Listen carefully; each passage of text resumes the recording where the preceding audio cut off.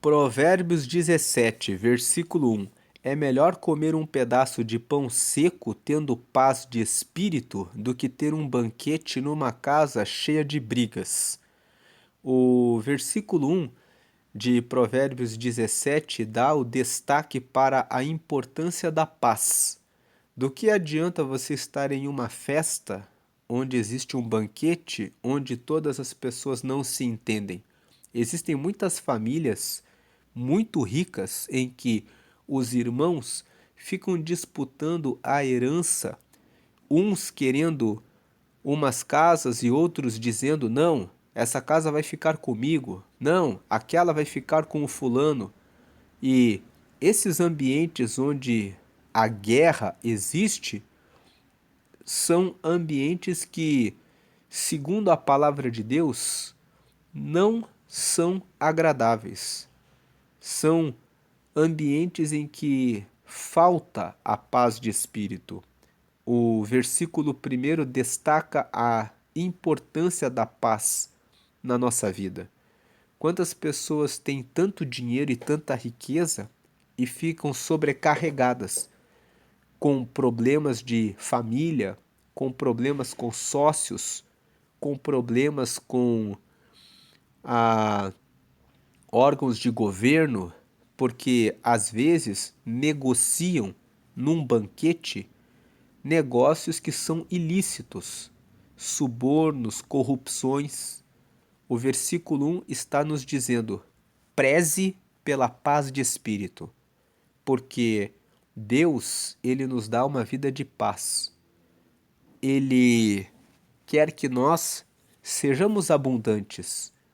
O versículo não significa que Deus está com os pobres. Tem algumas pessoas que leem esse versículo 1 e dizem: olha só, é melhor comer um pedaço de pão seco, tendo paz de espírito, do que ter um banquete numa casa cheia de brigas. Todos os ricos são assim, vivem cheios de problemas, então é melhor ser pobre. Não está dizendo isso. Ele está dizendo que você deve velar pela paz, que todos os seus negócios devem ser feitos com verdade, com transparência, mas você assim deve buscar a prosperidade, deve buscar o banquete, a bênção, a multiplicação, mas tudo valorizando a paz e a confiança de que as coisas estão fundamentadas na verdade. Se for para ganhar alguma riqueza com desonestidade, então prefira ficar com menos e com a paz de espírito, sabendo que você fez a coisa certa. Porque essa paz de espírito vai manter a sua comunhão com Deus. E a comunhão com Deus vale mais do que dinheiro. Nunca se negocia a comunhão, o relacionamento, a amizade com Deus em relação a qualquer bem dessa vida. Versículo 2: o escravo sábio mandará no filho que envergonhou o pai e também receberá uma parte da herança. Isso acontece em muitas situações. Se você pesquisar na história, você encontra várias pessoas que o pai acabou nomeando um empregado para receber a administração da empresa que ele construiu porque os filhos não quiseram saber de administrar o negócio. E aí o pai deixou um documento, um testamento para que o empregado de sua confiança administre e faça distribuição para os filhos. Então, o versículo 2 ensina que não é porque você é filho de alguém que é rico que você tem o direito de administrar os negócios do seu pai.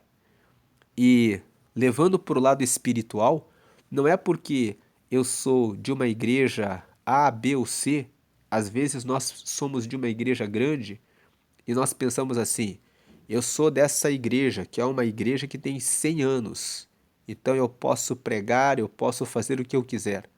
Não, para que eu possa pregar a palavra de Deus, para que eu possa anunciar o evangelho do Pai, eu, como filho, preciso me habilitar, eu preciso me dedicar, eu preciso dar o meu tempo, a minha oração, o meu jejum, a minha fidelidade a Deus, para que eu possa estar apto para pregar o reino dele. E muitas vezes, Deus escolhe uma pessoa que tem menos conhecimento, mas que tem mais comprometimento para levar a obra dele para muitos lugares, e aquele que acha que está habilitado, na verdade, não tem todos os requisitos para poder cumprir o chamado de Deus. Isso olhando pelo lado espiritual. No lado terreno, o filho também, para poder administrar os negócios do seu pai, tem que aprender sobre administração, sobre todas as coisas. Não sei se você que está escutando esse áudio acompanha a política, mas o Donald Trump, que é o atual presidente dos Estados Unidos, ele sempre anda acompanhado pelo filho dele. E o filho dele acompanha o pai desde adolescente. E até hoje, agora ele já é um homem adulto e ele está se preparando na política para poder ser um futuro candidato em cargos políticos nos Estados Unidos. Mas ele anda com o pai dele desde a adolescência, aprendendo os passos para que possa administrar e suceder o seu pai. Então, o versículo 2 diz: se você quer permanecer na administração dos negócios do seu pai, você precisa se dedicar. Versículo 3: o ouro e a prata são provados pelo fogo, mas é o Senhor Deus quem mostra o que as pessoas realmente são. O que o versículo 3 está dizendo é: você pode pegar o ouro. Quando você encontra uma peça de ouro e uma peça de prata, você sabe que aquele ouro puro foi passado pelo fogo para ser aquele ouro puro. Que a prata também foi passada pelo fogo. Você consegue pegar uma joia, um ouro, de uma joia em ouro, em prata, e dizer que aquilo é puro. Mas quem pode mostrar o que uma pessoa é verdadeiramente, passar a pessoa pelo fogo, é só Deus. Eu e você podemos nos enganar.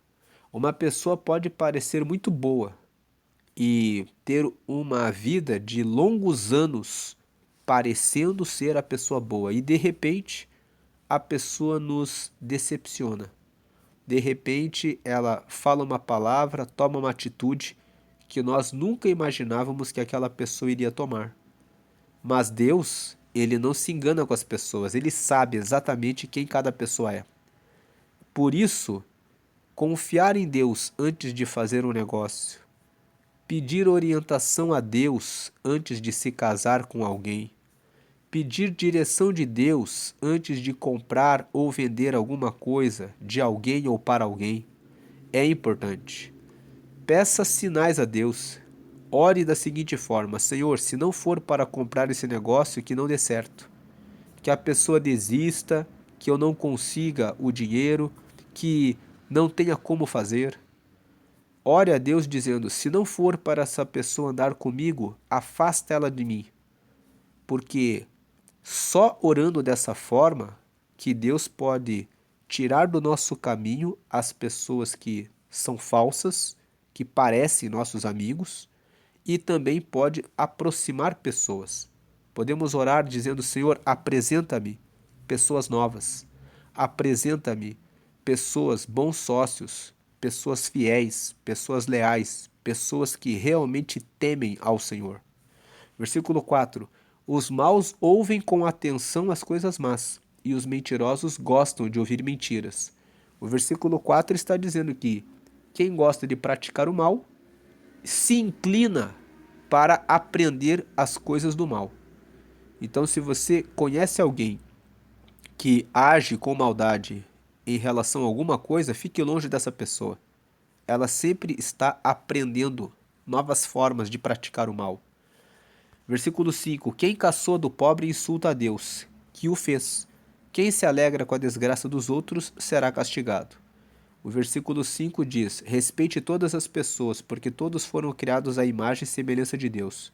Quando você zomba de alguém, seja porque é pobre, seja porque é feio, seja porque é baixo, seja porque não tem o que você tem, seja por qualquer motivo, por raça, por cor, por qualquer critério que você seja porque é careca, seja porque está acima do peso, as pessoas vivem fazendo esses tipos de piada com os gordos, com os carecas, com os orientais, com os pretos, com os pobres, com... Eles fazem vários tipos de piada. Não faça esse tipo de coisa porque isso insulta a Deus. As pessoas do mundo podem fazer e achar isso divertido, mas para quem é servo de Deus, para quem é cristão, esse comportamento não combina. Como Paulo escreveu em 1 Coríntios, no capítulo 6, no versículo 12: todas as coisas me são lícitas, mas nem todas me convêm. Não convém que um cristão haja dessa forma. Quando você age dessa forma, você machuca a pessoa, você fere a pessoa. E como que você vai ganhar essa pessoa para Jesus? Tem muitas pessoas que já saíram da igreja por isso.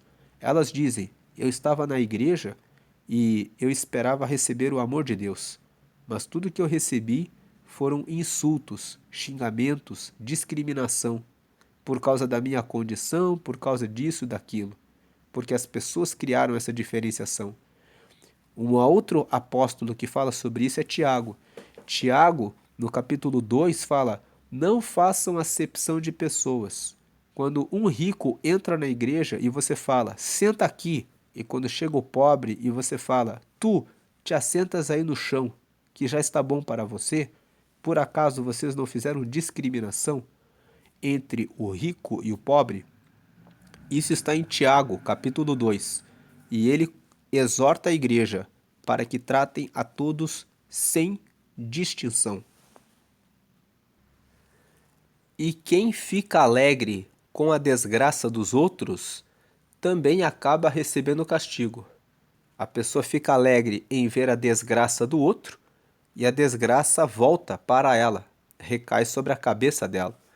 6. Assim como os avós se orgulham dos netos, os filhos se orgulham dos pais. Então, os avós se orgulham dos netos porque, quando eles têm netos, eles sabem que os filhos deles prosperaram, se tornaram bons cidadãos, formaram a sua própria família. Então, o neto, ele confirma que o avô conseguiu educar bem o seu filho. E os filhos se orgulham dos pais. Quando os filhos têm os seus próprios filhos, eles se orgulham, eles ficam alegres, dizendo: que bom que os meus pais me educaram e me prepararam para que eu pudesse formar uma família. É claro que esse versículo 6, ele está considerando aqueles netos que nasceram de famílias que foram preparadas, em que houve planejamento, em que houve direcionamento. Quando os netos nascem por gravidez precoce, por gravidez indesejada, por irresponsabilidade dos filhos, não se cumpre esse versículo. Os avós muitas vezes ficam chateados, pensando como que o meu filho, como que a minha filha não prestou atenção e acabou se envolvendo com essa outra pessoa. E essa outra pessoa muitas vezes nem chega a ser conhecida do avô, da avó. É alguém que saiu de maneira casual com o seu filho e com a sua filha e acabou gerando uma gravidez indesejada. O versículo 6 traz um alerta. Como você quer que a sua família seja? Você quer que os seus pais tenham orgulho de você e tenham orgulho dos seus filhos que são os netos deles? Ou você quer trazer um filho que você vai criar, você vai educar, você vai amar, mas sempre fica aquela, aquela nuvem, aquela coisa obscura. Por que que eu fiz isso? Por que que eu fui me envolver com uma pessoa que não era a pessoa certa para mim? Então o versículo 6 traz um alerta. Você tem uma opção, você tem uma escolha de dar uma família para os seus filhos, que vão ser os netos dos seus pais, e que os seus pais, como avós, vão ficar orgulhosos e dizer: que bom que o meu filho, que a minha filha formou uma família e eu tenho esses netos. Eu posso brincar com esses netos. A questão é que quando um filho nasce desses relacionamentos disfuncionais, a mãe muitas vezes causa alienação parental, foge para que os avós paternos não possam ver os netos. Então fica uma situação difícil no relacionamento. Agora, quando o relacionamento está bem organizado e construído, os avós se orgulham dos netos. Eles podem dizer: ah, esse aqui é o meu neto, ele vem todo final de semana aqui, a gente viaja junto, nós podemos nos divertir. Eles têm um relacionamento. E os filhos ficam alegres com seus pais, dizendo: ah, os meus pais me ensinaram a importância de ter um lar, a importância de ter uma família, por isso eu também quis ter uma família. Conheço pessoas que têm 40, 50 anos e não querem ter família. E quando você conversa com elas, elas falam: eu nasci de pais separados. Eu nasci por um acaso. Então, eu não fui desejado, eu não fui desejada. Eu cresci vendo a discussão, a disputa entre o meu pai e a minha mãe. Então eles dizem: para que eu vou casar? Eu não quero casar, porque o casamento para mim significa algo negativo, algo ruim. Então veja quanto é importante buscar relacionamentos que sejam guiados por Deus. Se você é uma dessas pessoas que não acredita no casamento porque passou por uma situação assim com seus pais, creia que Deus pode curar você e você pode fazer a diferença. Eu não sei se você conhece o pastor Cláudio Duarte, mas procure na internet, se você não conhece, a história desse homem. Ele é um pastor que fala de forma humorada sobre relacionamentos. E a história dele, quem vê ele falando com humor sobre casamento, sobre relacionamentos, pensar: esse homem aí veio de uma família feliz. E ele conta o testemunho dele, que ele nasceu de um homem velho com uma jovem de 14 anos, e por a mãe dele ser uma adolescente, ele ficou com o pai, mas o pai não queria cuidar dele e deixava ele na casa dos parentes. E ele mudou várias vezes de casa. Se não me engano, ele mudou 6 vezes de casa. Porque ele ficava numa casa, dava problemas e depois diziam: ele não pode ficar aqui, e depois ele ia para outra casa. E ele conta: e eu ia lá, pegava minha mochilinha e tinha que mudar de casa de volta. E mudei, mas um dia ele conheceu a Deus e ele disse, lendo a Bíblia: eu farei diferente e vou ter a minha família.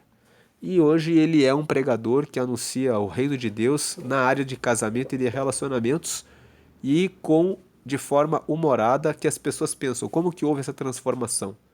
Essa transformação aconteceu porque ele veio ao encontro de Jesus. Versículo 7. É mais fácil um tolo dizer alguma coisa que se aproveite do que um homem de respeito dizer uma mentira. O que o versículo 7 está dizendo é que se você conhece uma pessoa de respeito, ele sempre vai manter a palavra. É mais fácil o tolo falar alguma coisa que se aproveite. Nós sabemos, o tolo só fala bobagem. O tolo fala bobagem, bobagem, bobagem, bobagem. É mais fácil você ver o tolo um dia dizendo uma coisa que vale do que você ver um homem de respeito dizer uma mentira. Em outras palavras, o homem de respeito nunca vai mentir. E aqui fica um ensinamento para nós. Se queremos ser pessoas de respeito, que têm valor na nossa palavra, devemos prezar sempre pela verdade. Versículo 8. Alguns pensam que com dinheiro podem comprar qualquer pessoa. Acham que o suborno é uma coisa mágica. Tem pessoas que pensam assim: eu tenho dinheiro, eu posso comprar todo mundo. Mas elas se enganam. Tem pessoas que não se vendem. Versículo 9. Quem perdoa uma ofensa mostra que tem amor, mas quem fica lembrando o assunto estraga a amizade. Versículo 9 fala sobre perdão. Perdoe as pessoas. Perdoar não significa esquecer. Você vai lembrar daquilo que a pessoa fez a você, mas é não sentir mais dor por causa daquilo. E para você não sentir dor sobre alguma coisa que alguém te fez, você deve pensar: foi o melhor que essa pessoa conseguiu fazer, então ela já fez, eu já sofri, não vou mais carregar esse fardo, essa dor comigo. Quem não perdoa fica com ressentimento. O que é ressentimento? A palavra fala é ressentir, sentir de volta.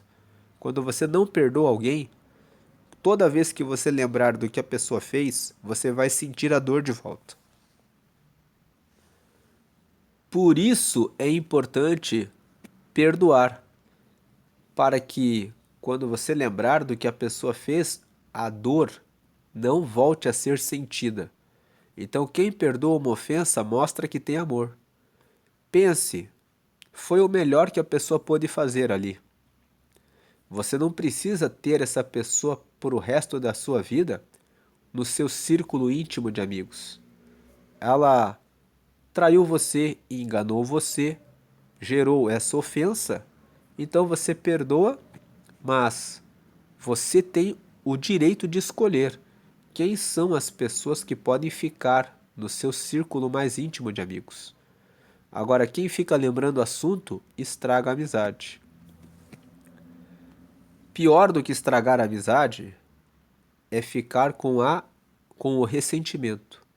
O perdão, se você tem dificuldade de perdoar, pensando assim: a pessoa não merece ser perdoada, não é sobre a pessoa, é sobre você mesmo. É sobre você mesma. Versículo 10. Quem tem juízo aprende mais com uma repreensão do que o tolo, com 100 chicotadas. 11. As pessoas revoltadas estão sempre criando problemas, por isso a morte virá para elas como um mensageiro cruel. Veja que é por isso que quando alguma coisa dá errado na sua vida, você deve se perdoar e também deve perdoar as pessoas que te fizeram mal. Quem vive revoltado porque alguém fez alguma coisa errada com ela, ou vive revoltado porque cometeu algum erro no passado, acaba criando problemas. Quem cria problemas acaba apressando a sua morte. Você pode ofender alguém que não aceita desaforo e que pode acabar indo atrás de você para te matar, ou você pode se envolver em alguma coisa mais grave. Por isso, o perdão é tão fundamental na vida. Versículo 12. É melhor encontrar uma ursa da qual roubaram os filhotes do que um homem sem juízo, ocupado com as suas tolices. Veja que o versículo 12 fala que um homem tolo derruba, destrói coisas maiores do que uma ursa que foi roubada dos seus filhos. 13. Quem paga o bem com o mal não afastará o mal da sua casa. 14. O começo de uma briga é como a primeira rachadura numa represa. É bom parar antes que a coisa piore. Se você está muito irritado antes de uma conversa, peça para outra pessoa conversar em outra hora. Diga para a pessoa: eu não estou bem nesse momento. Vamos conversar quando estivermos mais calmos.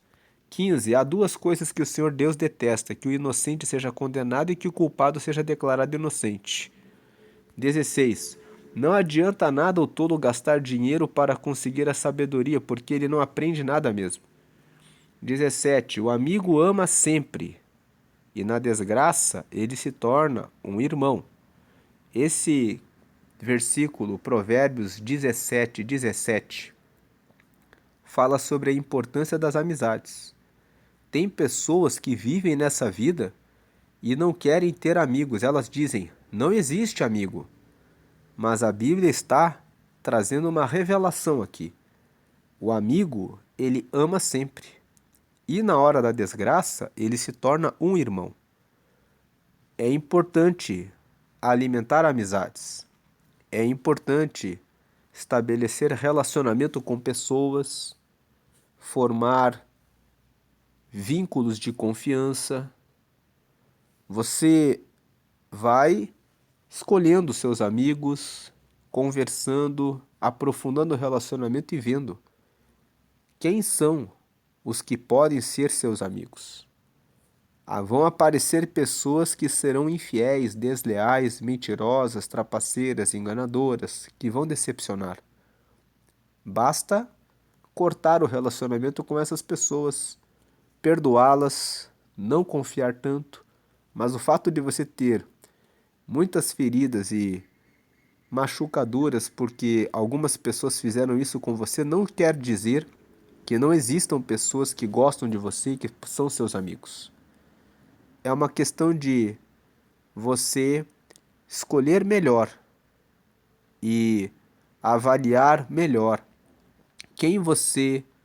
para quem você conta, para quem você abre a sua vida. Versículo 18. Somente um tolo aceitaria ficar como fiador do seu vizinho. Aqui está um versículo. Não aceite ser fiador. Lá em Provérbios, no capítulo 6, do versículo 1 ao 5, está escrito que se você aceitou ser fiador de alguém, vá até a pessoa e implore e peça e faça tudo para tirar o seu nome desse negócio. Não dê sono aos teus olhos enquanto você não se livrar dessa armadilha. Está lá em Provérbios, capítulo 6, versículo 1 a 5. E aqui, em Provérbios 17, ele fala que quem faz isso, assume a fiança do seu vizinho, é um tolo. 19. As pessoas revoltadas gostam de briga, e quem vive se gabando está correndo para a desgraça. Então veja, as pessoas revoltadas gostam de briga, não ande com pessoas revoltadas. Se você percebe que a pessoa vive revoltada com a vida, que a pessoa vive a ponto de criar confusão em qualquer lugar, fique longe. Ela vai trazer um problema para você. Ela vai arrumar encrenca com alguém, você vai estar junto e quando você menos perceber, vai sofrer danos, prejuízos. Você pode até sofrer a morte de repente, porque a pessoa revoltada fez alguma coisa terrível para alguém. E quem vive se gabando está correndo para a desgraça. Quando uma pessoa fica contando vantagem e ela de repente tem um revés na vida, ela vai ser zombada, caçoada. Vão dizer, e aí? Você que era o que se gabava disso e daquilo. Isso é uma desgraça, ser humilhado pelas outras pessoas que vão ficar lembrando daquilo que você se gabava. 20. Quem vive pensando e dizendo coisas más não pode esperar nada de bom, mas só desgraça. O que você tem falado com a sua boca? Tem pessoas que vivem pensando assim, eu sou fraco, eu não posso, eu não consigo, eu nasci assim, eu nasci assado, mas eu não nasci na melhor família, eu nasci com isso de problema. Se você pensa nisso e você vive falando isso, você só vai viver na desgraça. Você precisa falar coisas boas a seu respeito. Preste atenção nas suas qualidades. Veja o que você sabe fazer bem. Diga, eu vou fazer e vou conseguir. Em nome de Jesus eu vou vencer. Deus vai me ajudar. O Senhor é meu pastor e nada me faltará. Eu vou naquela entrevista e eu vou fazer o meu melhor. Eu vou ser aprovado. Coloque palavras positivas. 21. O pai de filhos sem juízo só tem tristezas e sofrimentos. Se alguém é pai de filhos sem juízo e não fez a sua parte de educar e instruir no caminho do Senhor, então vai ter tristezas e sofrimentos.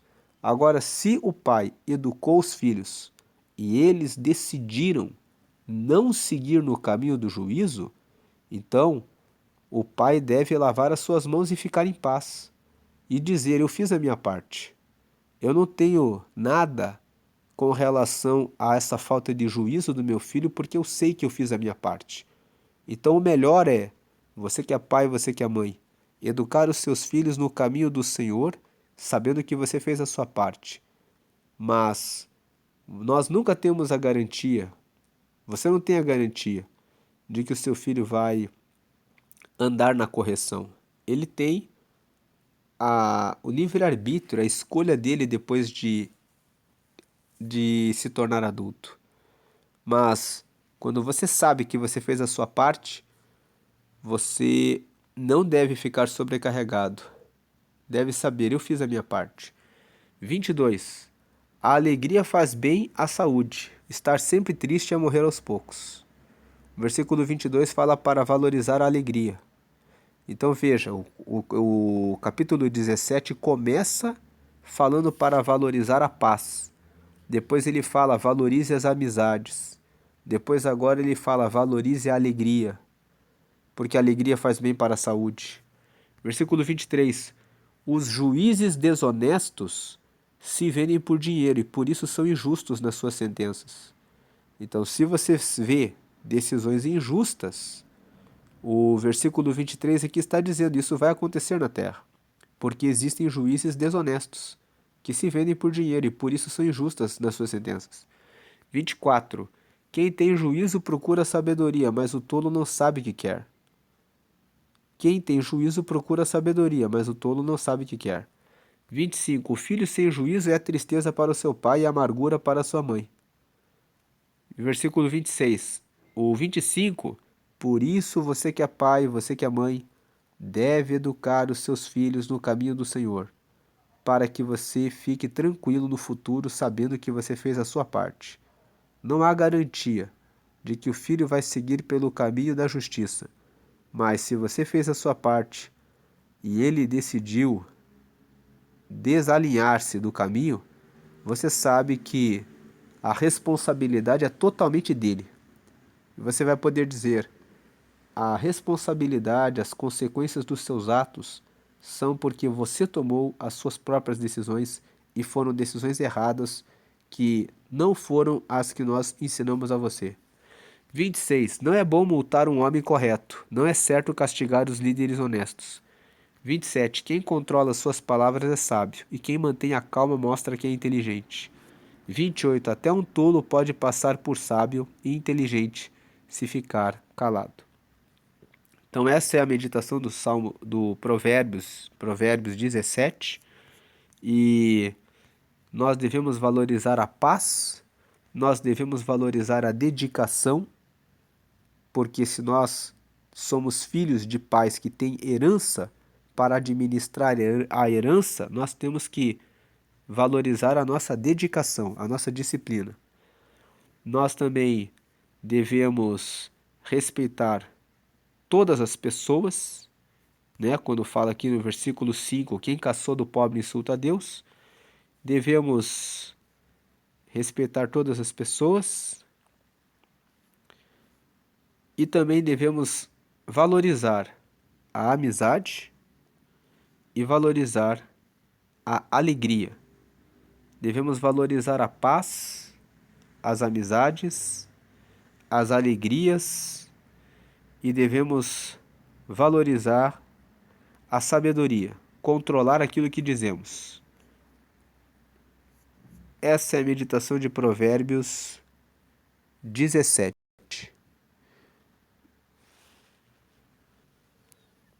Se você quer ter uma amizade com Deus, um relacionamento com Deus, você precisa aceitar a Jesus como Senhor e Salvador da sua vida. E se você quer aceitar a Jesus agora para ter essa comunhão e essa amizade com Deus, você deve crer que Jesus é o Filho de Deus e morreu por você para te salvar e confessá-lo com a sua boca. Se você crê que Jesus é o Filho de Deus e morreu na cruz para salvar a você, faça essa oração comigo. Senhor Jesus, eu te aceito como meu único Senhor e Salvador. Escreve meu nome no livro da vida que está no céu. E me dá o teu Espírito Santo para te seguir até a eternidade. Amém. Com essa oração, você recebeu Jesus como teu Senhor e como teu Salvador, reconhecendo que Ele te salvou dos seus pecados. Você pediu para escrever o seu nome no livro da vida que está no céu, que é o livro que lá em Apocalipse, o último livro da Bíblia, no capítulo 20, fala que é o livro onde estão os nomes dos que aceitaram a Jesus, que você fez agora, e você pediu para ter o Espírito Santo e ele já está em você. O Espírito Santo vai orientar você a seguir o caminho correto. Quando você sentir paz, você sabe que está fazendo a coisa certa. Quando você for fazer alguma coisa errada, você vai sentir um aperto no seu coração, que é um aviso de Deus dizendo: pare de fazer isso. E você deve agora procurar uma igreja, uma comunidade de fé para se batizar nas águas. O batismo nas águas significa que você é lavado dos pecados. Quando você sai das águas, você é uma nova criatura e você pode participar a partir daí da ceia, que é uma comunhão entre os irmãos, onde um pão é partido e um cálice com suco de uva é servido. O pedaço de pão representa a partícula do corpo de Jesus que morreu por mim e por você, e o suco de uva simboliza o sangue de Jesus que limpa de todo pecado. A ceia é o memorial de que Jesus um dia morreu por mim e por você para nos salvar, e um dia ele voltará para buscar a sua igreja. Vamos agradecer a Deus por Provérbios 17. Senhor, te agradecemos porque o Senhor nos instruiu hoje a buscarmos a paz. O Senhor nos instruiu a buscarmos o perdão das pessoas e ter um relacionamento tranquilo com elas. Não ficar revoltado, porque uma pessoa revoltada sempre cria problemas e ainda pode causar a morte por tomar decisões erradas. Também o Senhor nos ensinou a fazermos amigos, porque os amigos podem se tornar como irmãos, e eles são importantes na nossa vida. Nos momentos difíceis, eles nos dão apoio, podem nos dar conselho, podem nos ajudar a tomar uma decisão difícil e podem nos dar suporte financeiro, às vezes material, ajudando com alguma coisa, além do apoio espiritual, apoio moral, apoio em tantas coisas que nós precisamos nessa existência. E o Senhor também nos ensinou a valorizar a alegria, porque a alegria dá saúde, e que devemos procurar, e os amigos são também uma peça importante para nos trazer alegria nos momentos difíceis. E o Senhor também nos ensinou que se ficamos calados, quietos, podemos passar por sábios, o que significa que há momentos em que devemos ficar quietos e tão somente falar com o Senhor em oração e aguardar a tua direção, porque quando não sabemos o que fazer e quando conversamos com os nossos amigos e eles também não sabem o que fazer, dependemos totalmente do Senhor, pois o Senhor é o dono da sabedoria que revela a direção certa para a nossa vida em tudo. Pedimos que o Senhor derrame essas bênçãos sobre nós. A paz, a amizade, afasta do nosso caminho os maus, os que praticam as coisas erradas, tira do nosso caminho e nos apresenta amigos novos, nos apresenta pessoas novas, pessoas de Deus, que possam ser como esse texto fala: há amigo que é mais chegado que irmão. E tira do nosso caminho os que são falsos, mentirosos, tolos, arrogantes, prepotentes, narcisistas, que trazem relacionamentos tóxicos. Tira do nosso caminho e nos abençoa. Em nome de Jesus, amém.